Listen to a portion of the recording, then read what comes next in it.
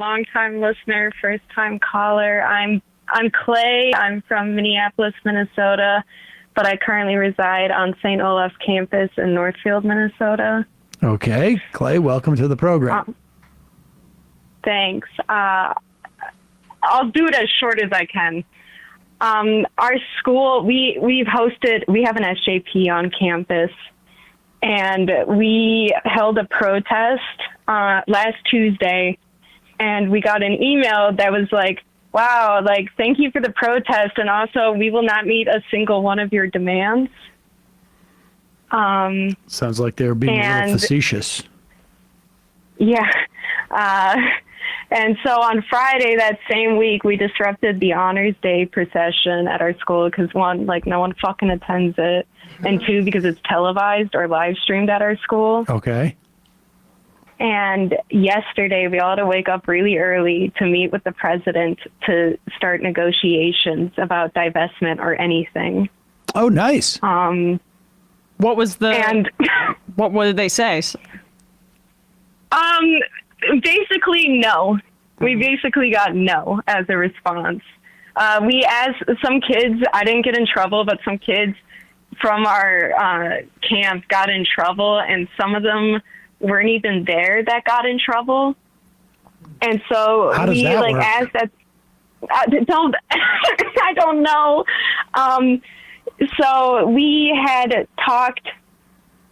We had basically asked, like, our bare minimum demand was amnesty for the kids who weren't even at the disruption. I mean, of the Honors Day that's procession. pretty bare minimum, but yeah.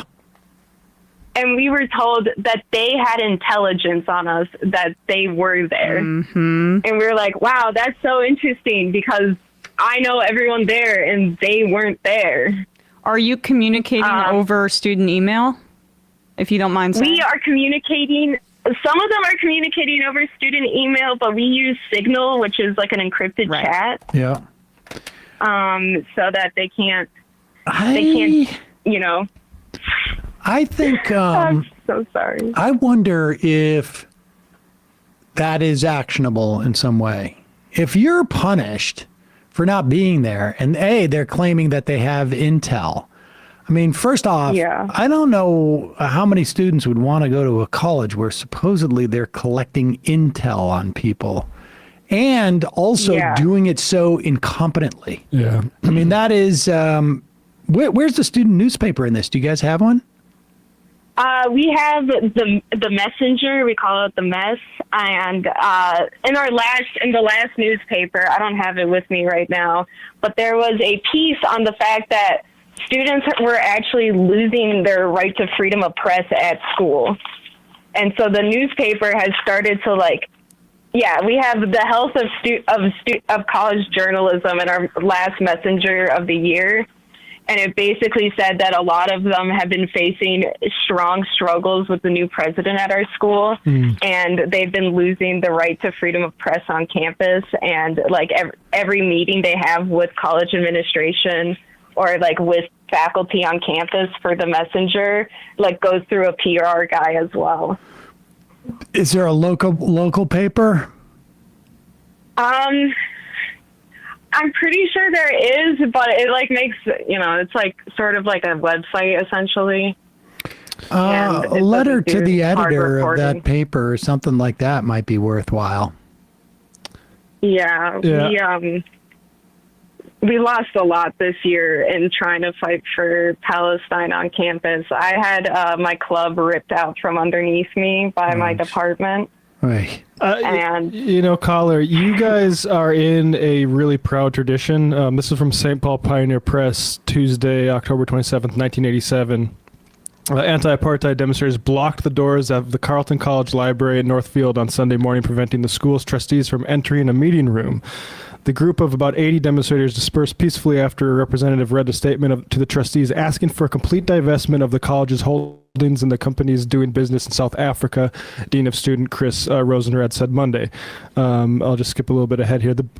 Basically, some Minnesota colleges, including St. Olaf College in Northfield and Hamline University in St. Paul, have divested entirely from companies with South African connections. Others have adopted or are considering selective divestment. So, whether I think you guys should be really proud of what you're doing there, and that's horrible that you've faced, any sort of obstacle to, basically just try to redeem Northfield that the way that it was in 1987.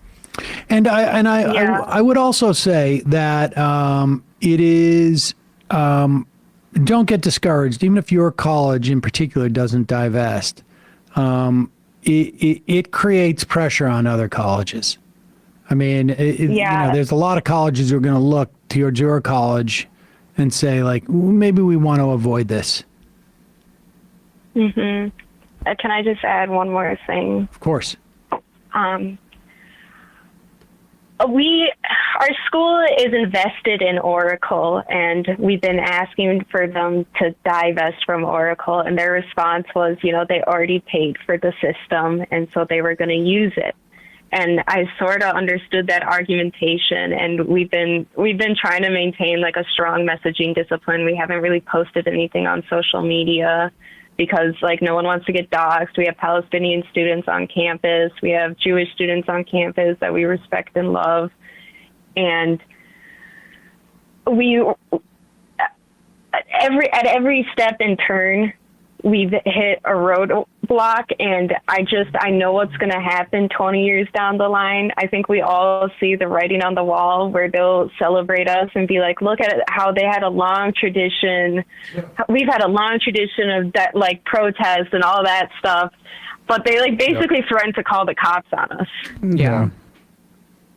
And it's, I'm graduating this year, and I've worked in the history department this whole time. I've been, I'm a history major. I'm a history student. I've studied genocide. I've studied Latin America. I've gone all around the world with my history studies. And to see this moment in time and find that some of my teachers who have studied the exact same things as me remain silent and or absolutely willing to oppress me and my peers' speech. It's been incredibly disheartening in a moment of like great disillusionment, and like I spent this entire morning crying because we just like watched our club be ripped away by the person who prevented us from even saying anything about Palestine on campus. Well, I'm really sorry about that, but appreciate the work you're doing. Yes. Thank you so much. Keep us updated. You. Yeah. Thank you all for your work as well. I love you, Emma. Love you too. Thank you so much for working so hard to fight for justice, even though it's really hard. Thank you. We're doing a teach-in tomorrow, so hopefully that goes well. All right. Well, send us some pictures. I will. All right. Thanks. Bye-bye. Bye. I promise not to share them with the administrators of your college. Very encouraging.